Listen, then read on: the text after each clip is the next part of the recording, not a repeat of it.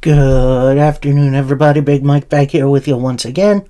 Welcome back to Big Mike Talks, where today I'm going to be doing a little bit of a different video than I'm used to. Well, not that I'm used to. I've definitely done these videos before, but it's definitely been a little while. As I attempt to predict / say what I think the recent batch of WWE releases will end up. And yeah, last Friday, actually I think it was 2 Fridays ago, we had some mass releases with some others added in like a couple of days ago. So very sad to see a lot of people losing their positions.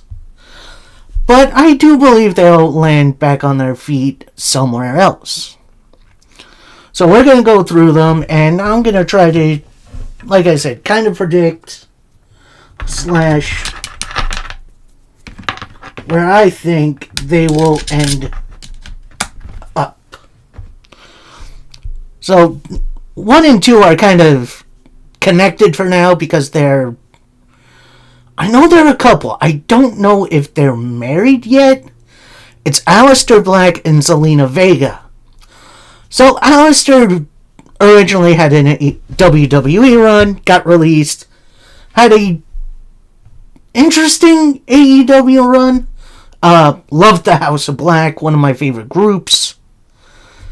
And then that just kind of fell flat. He went back to WWE. Was kind of in the mid-card for a long time. Got paired up with Zelina Vega. And just kind of floated around for a while. So now he got his release. And I think the best place for these two is TNA. Now, before you all go shouting at me in the comments, I don't think he would be happy in AEW because he would kind of be in the same position he was in WWE. Just kind of there. And I don't know. I don't think I'm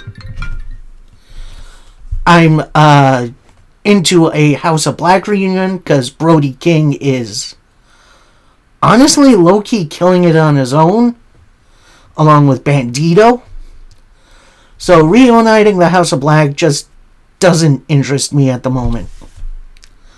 So that's why I think Aleister and Vega might just be TNA bound, because I think Aleister would be more than a decent, maybe not heavyweight champion, but at least a heavyweight contender.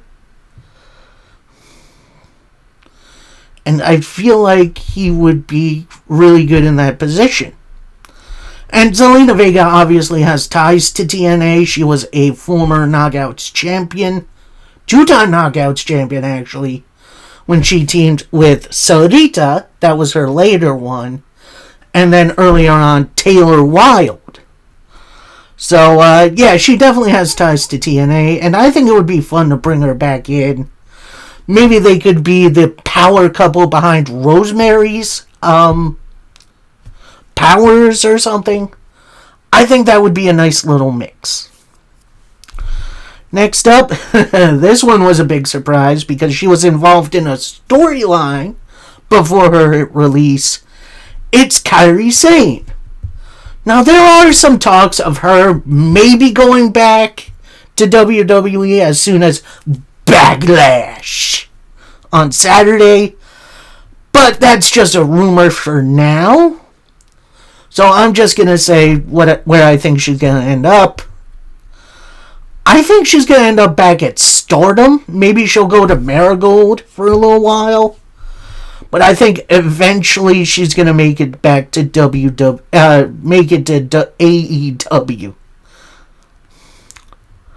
And I promise this isn't just going to be everyone goes to AEW. So I think she's going to have a dual contract with Stardom and AEW. And I think that would just be honestly really good. Just thinking about the matches she could have with everybody on the roster.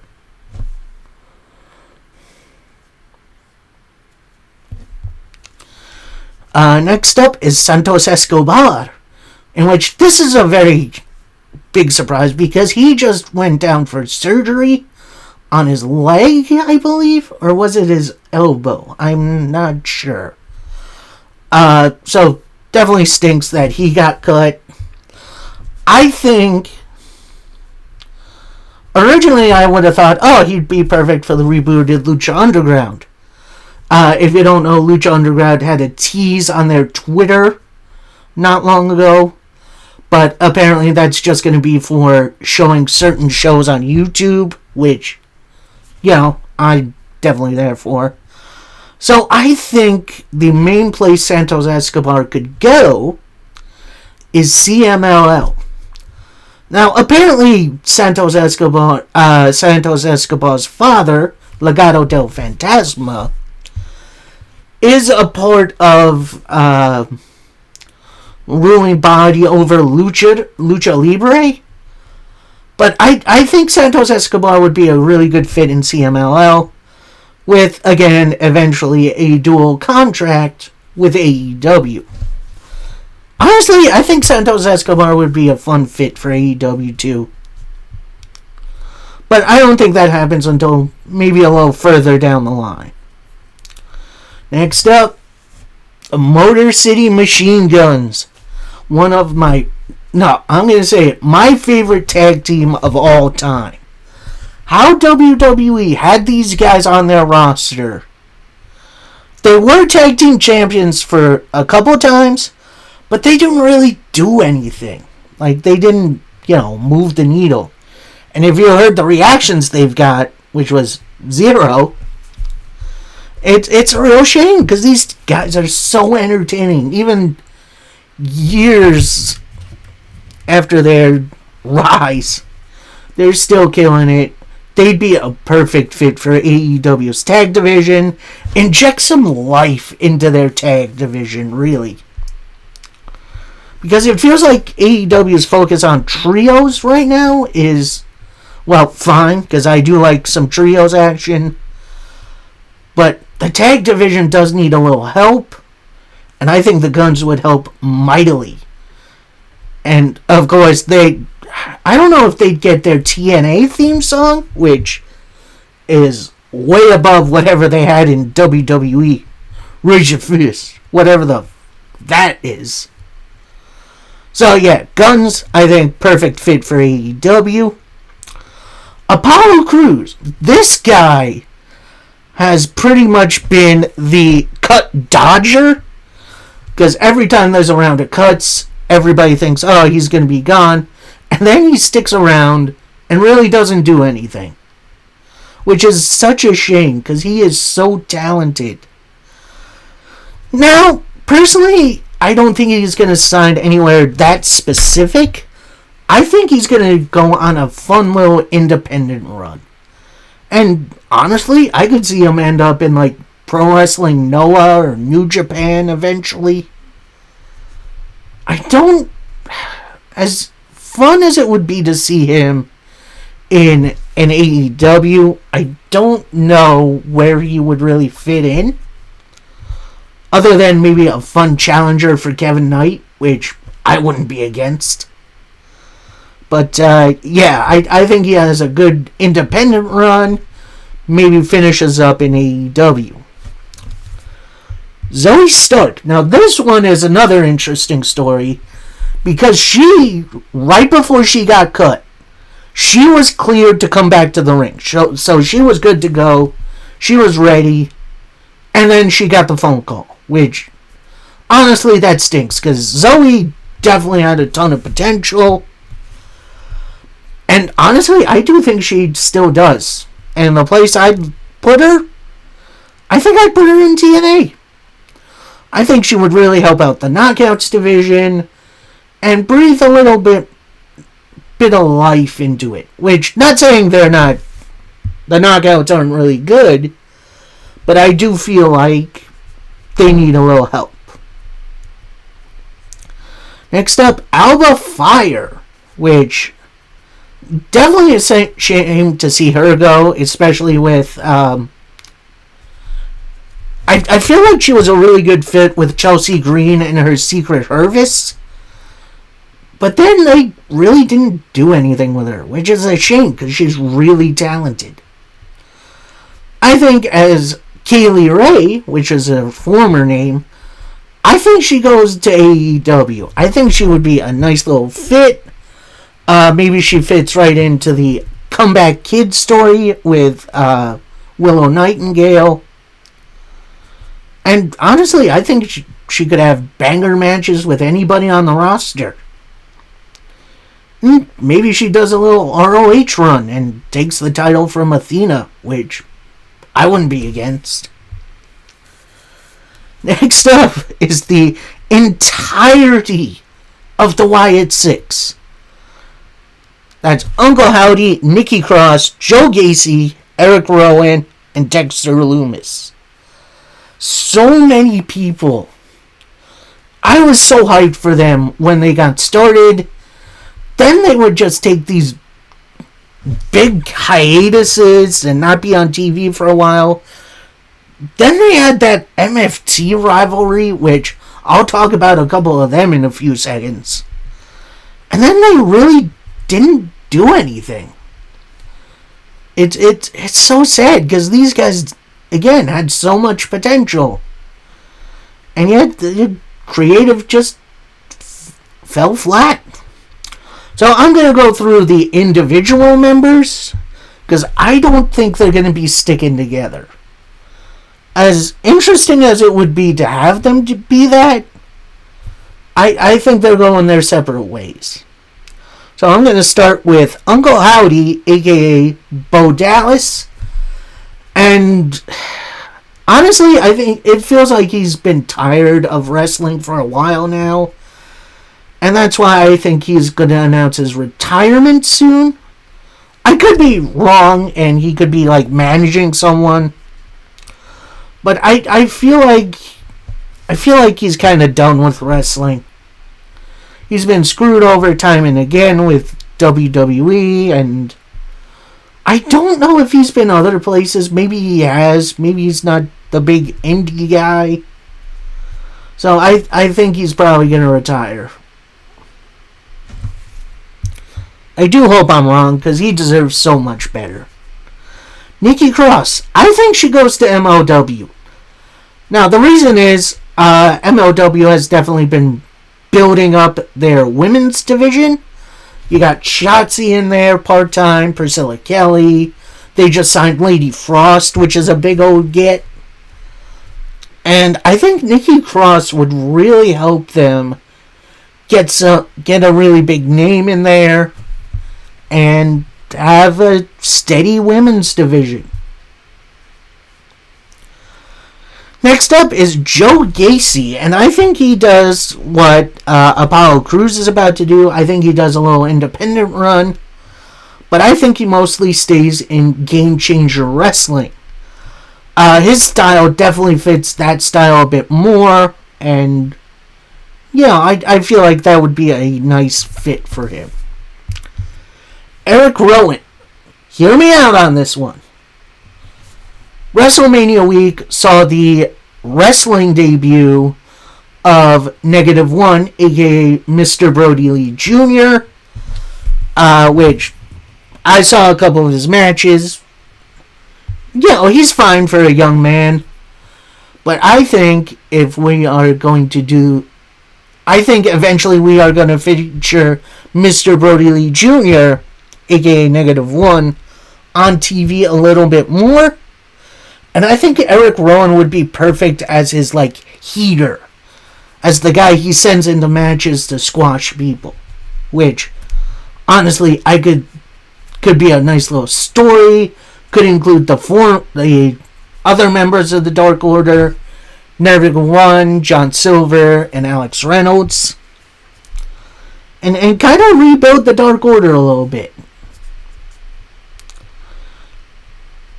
Next man and last man in the Wyatt Six, it's Dexter Lumis, and he already had a pretty interesting tease where he was getting a haircut from his wife, Indy Hartwell, who is currently in TNA, So I think that's where he's going to go back to. He does have ties to TNA as, what was his former, I forget his name. It was weird.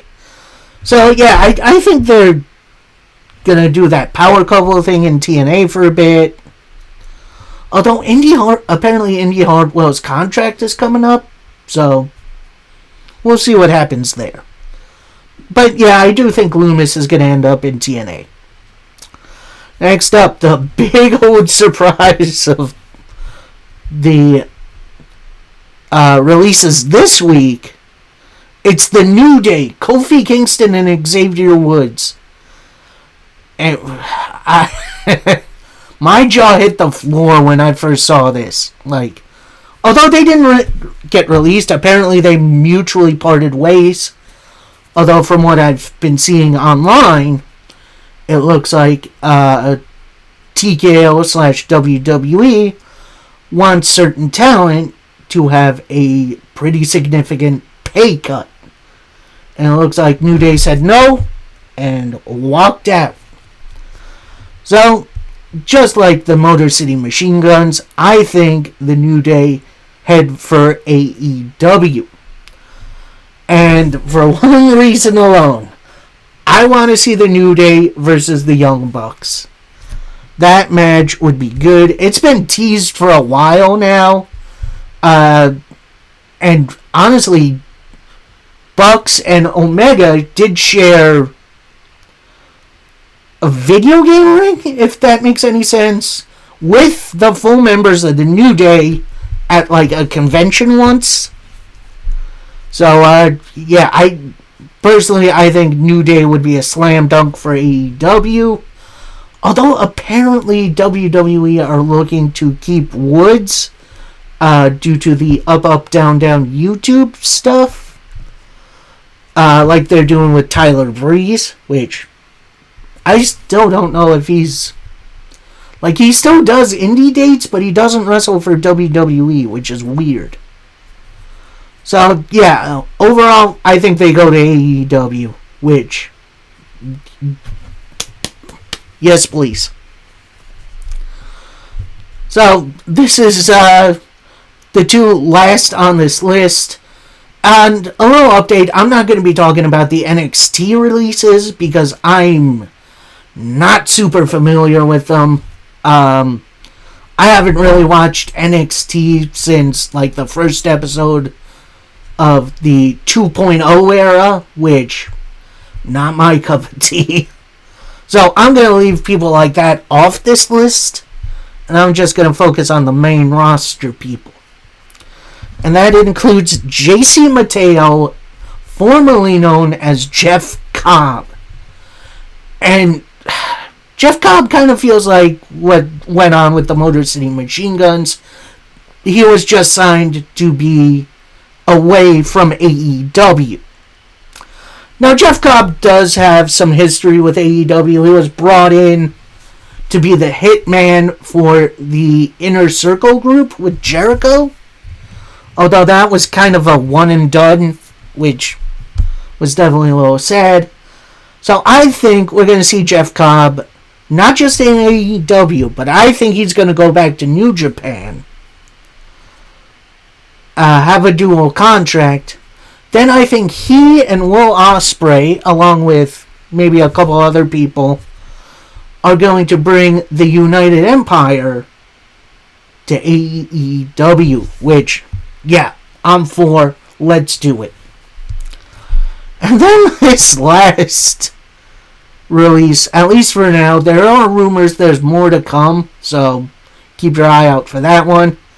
It's Tonga Loa, which, if you don't know, he's one half of the GOD tag team with Tama Tonga. They were both signed at different times to a WWE, and just kind of became background to Solo Sikoa, along with JC Mateo, Jeff Cobb, and Tala Tonga, a.k.a. Hikuleo. So, yeah, I'm not sure where he would fit in. I think a lot of people would think, oh, he's AEW bound. He's got ties there. former Bullet Club. I don't know. I don't know if you bring in Tonga Loa without Tama Tonga, because they honestly were really good as a crew. But just him as an individual, I don't think he would be AEW bound. So I think either A, he goes back to New Japan, does some solo stuff for a while, or B, and this is kind of me reaching, more than likely he's going back to New Japan, NWA signs him, which I don't think NWA are going to do that, but I don't know. I don't know what you would do with Tonga Loa. I don't think he and Jeff Cobb would be an interesting tag team. Plus, Cobb on his own is more than enough. Like, if you've seen Jeff Cobb in New Japan versus his run in WWE, they are just totally different people. Tonga Loa, though, it's a weird situation. Because he's definitely a decent wrestler.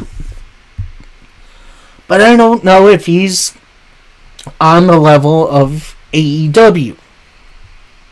But that's just me. So I do hope all of these people find a home once their 90-day no-compete is up. Again, there are rumors for more releases. I hope it's more like the situation with the New Day, where they just tell TKO/WWE to screw it.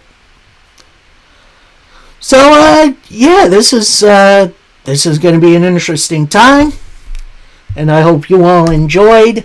And until next time, happy wrestling, everybody. Peace.